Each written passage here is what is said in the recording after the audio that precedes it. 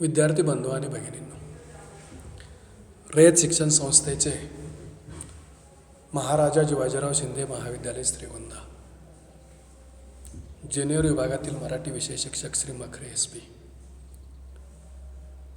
भाग 1 मधील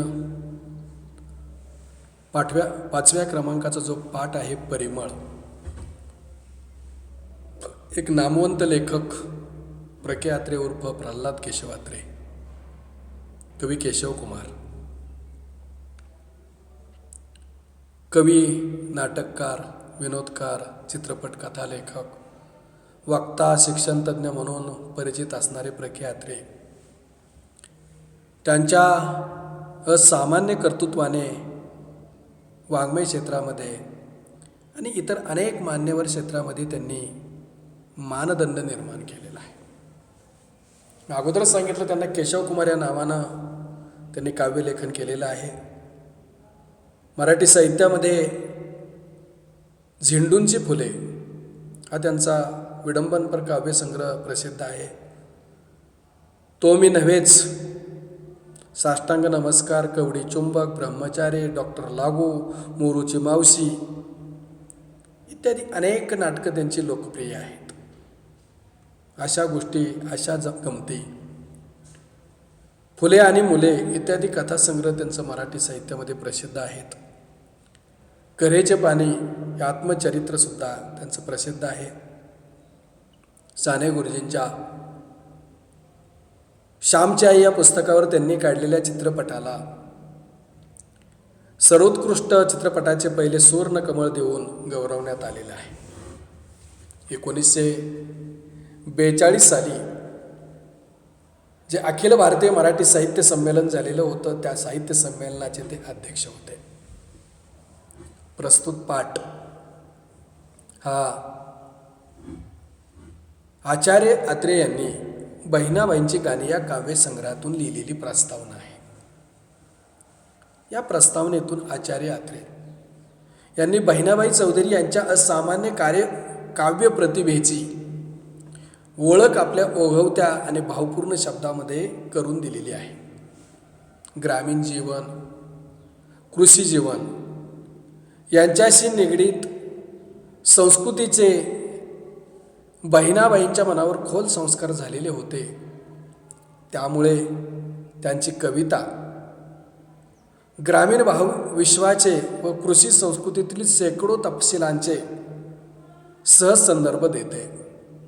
माणुसकी, निसर्गाची समरसता, श्रद्धा आणि खेड्यातील समूह जीवन या सगळ्या बाबीची जाणीव त्यांच्या कवितेतून प्रकटलेली आहे.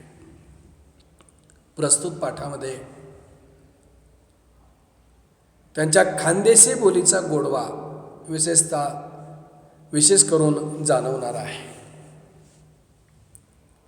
एखाद्या शेतात जसा मोहराचा हंडा अचानक सापडावा, तसा बहिणाबाईंचा काव्याचा शोध महाराष्ट्राला लागलेला आहे. शास्त्राप्रमाणेच वाङ्मयामध्ये शोध क्वचितच लागतात. 16 वर्षापूर्वी मराठी साहित्यामध्येच असाच एक मौल्यवान शोध लागला. लक्ष्मीबाई टिळकांची स्मृतिचित्रे प्रसिद्ध झाली तेव्हा लक्ष्मीबाई सारख्याच बहिणाबाईंचा जिव्हाळा जबर आहे. त्यांच्या प्रत्येक शब्दातून त्यांची प्रतिभा झिरपते आहे. त्यांचं काव्य मराठी साहित्यामध्ये अगदी गोड आहे आणि आगळा आणि वेगळा और एक वेगळीच मजा त्याच्या साहित्यामध्ये दिसून येते. सुप्रसिद्ध मराठी कवी सोपानदेव चौधरी यांच्या ह्या मातोश्री वयाच्या 72व्या वर्षी त्या मरण पावल्या. सोपानदेवाची आणि प्रके अत्रे सांगतात, माझी 20-22 वर्षाची मैत्री. पण त्यांच्या घराचा जो मध्यभाग आहे त्याला सोन्याची खाण दडलेली आहे, याची मला माहिती नव्हती. त्यांना स्वतःला त्याची जाणीव असेल, पण ते लाजाळू व्यक्तिमत्व. त्यांना वाटले की खानदेशी वराडी भाषेमधल्या आपल्या अडणी आईच्या ओव्यांचे सुशिक्षित आणि सुसंस्कृत महाराष्ट्र कौतुक करील मला वाटत नाही की कोणास ठाऊक असेल, म्हणून ते इतके वर्ष तोंडात मौन बाळगून होते. मागच्या दिवाळीच्या अगोदरचा एक दिवस कामाच्या निमित्ताने माझ्याकडे आले आणि एक चतकोर म्हणजे खूप लहान चोपडी हळूच उघडून त्यात आपल्या आईची एक कविता भीत त्यांनी मला वाचून दाखवली. एहरीत दोन मोठा, एहरी म्हणजे विहिरीत, दोन्हीमध्ये पाणी एक, मोठ हकाला तो एक, जीव पोसतो कितीक. एक अडाणी व्यक्तिमत्व, अज्ञानी व्यक्तिमत्व, अशिक्षित व्यक्तिमत्व. त्याबरोबर ती वही ज्यावेळेस मी त्यांच्या हाताकडमधून खसकून ओढून घेतली आणि सगळ्या कविता मी त्या पाहिल्या, भाषेची कुठंच अडचण वाटली नाही. मी सोपानदेवांना सांगितलं, अहो हे 52 कशी सोन आहे. महाराष्ट्रामधील काही ज्या गोष्टी लपून ठेवतो तसंही लपून ठेवलेलं आहे, हा गुन्हा आहे. मागच त्यांचं काव्य प्रसिद्ध व्हायला हवं होतं. प्रतिभा हे निसर्ग कवीला लाभलेलं एक निसर्गाचं देणं आहे. ते त्यांच्याबरोबर यावं लागतं. का बरं असं घडलं असेल? आणि मग ते इथे सांगतात, ते जातीचे कवी आहेत, त्यांचं हृदयच ताल धरून बसलेलं आहे, त्यांच्या जिभेवरच सगळं काही नाचतंय, सृष्टीतलं सौंदर्य तेवढं त्यांच्या डोळ्यात दिसतंय, जीवनातलं संगीत त्याला ऐकू येतंय. डोंगराच्या कपारी अडून जसा एखादा झरा उचंबळत असतो तसं काव्य एकसारखे त्यांच्या हृदयातून उसळ्या घेत असतं.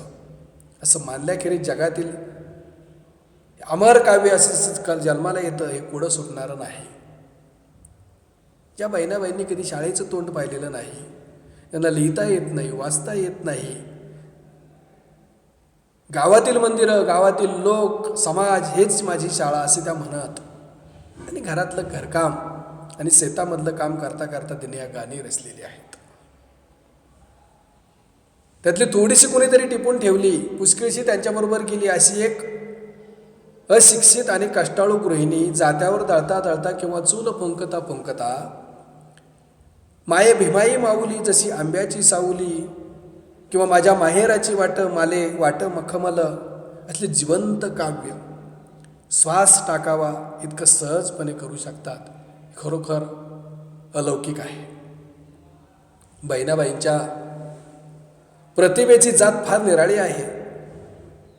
धरित्रीच्या कुशीत झोपलेले बेबयाने कसे प्रकट होते याचं वर्णन जर आपण पाहिलं, ऊन वाऱ्याशी खेळता एका एका कोंबातून प्रगटले 2 पानं जसे हात जोडी सन. ज्यावेळेस एखादं झाड जमिनीमधून उगवतं, लहानाचं मोठं होतं आणि मोठं होता होता ऊन वाऱ्याशी खेळ चालू असताना त्यामधून एक कोंब येतो आणि त्या कोंबातून 2 पानं प्रकटली जातात. ते 2 पानं नसून ती म्हणते की ते 2 हात आहेत. आणि परमेश्वरानं आपल्याला जे दिलेले हात आहेत ते हात कोणासाठी आहेत? तर ज्या परमेश्वरानं दिलं त्याचं हात जोडण्यासाठी, नमस्कार घालण्यासाठी आहेत. त्या 2 हातानं टाळ्या वाजवल्या पाहिजेत. का वाजवल्या पाहिजेत? की देवा, मी खरोखर भाग्यवान आहे, तुम्हाला 2 हात दिलेत. म्हणजे कवी कल्पना पहा, अज्ञानी व्यक्तीची कवी कल्पना पहा, अशी कल्पनेची भरारी त्यांनी सांगितली गेलेली आहे. हे मनोहर चित्र प्रतिभा पाहू शकते. किंवा ऐन तारुण्यामध्ये सौभाग्य गमावले असताना लपे कर्माची रेखा माझ्या कुंकुवाच्या खाली, पुसीसनी गेलं कुंकू, रेखा उघडी पडली. बऱ्याच वेळा वेगवेगळ्या कारणानं एखाद्या स्त्रीला जर सौभाग्य गमावण्याची वेळ आली तर कर्माची रेखा आहे. हे कोणाचं त्याचं नशिबात नाही, माझं कर्म सांगते. माझ्या कुंकुवाच्या खाली जे काही लिहिलेलं आहे, का कुंकू पुसलं गेलं, माझी भाग्यरेषाच उघडी पडली. हे कोणाचंही नसून हे परमेश्वराचं लेणं आहे. वैधव्याचं असं एक हृदयभेदक करून काव्य ज्याच्या मुखातून प्रकट होतं, तिचं कवित्व सामान्य आहे. असा कोण म्हणेल?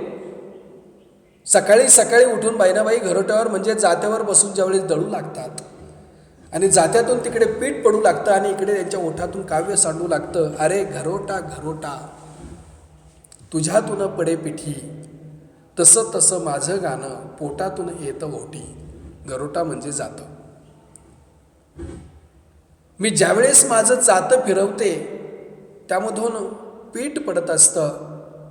तसंच माझं जीवनाचं गाणं माझ्या ओठामध्ये, खोटी म्हणजे ओठामध्ये येत असतं. वर्णनच मुळी स्वतः करून ठेवलेलं आहे.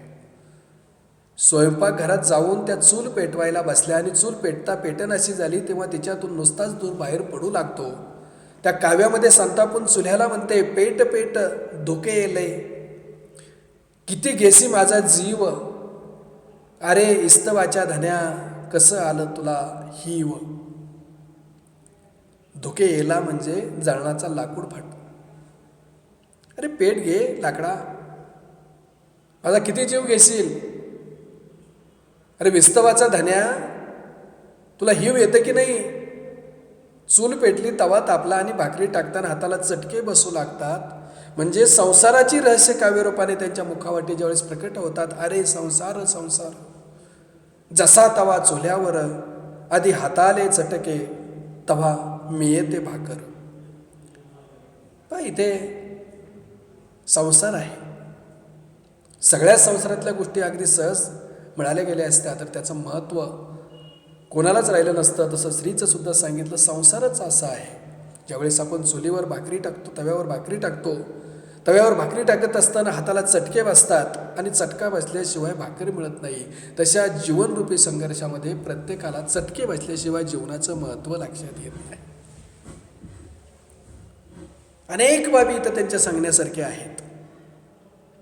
त्या बाबी इथे सांगण्याचा मी प्रयत्न केलेला आहे आणि जो उर्वरित भाग आहे तो आपण पुढील तासाला पाहू.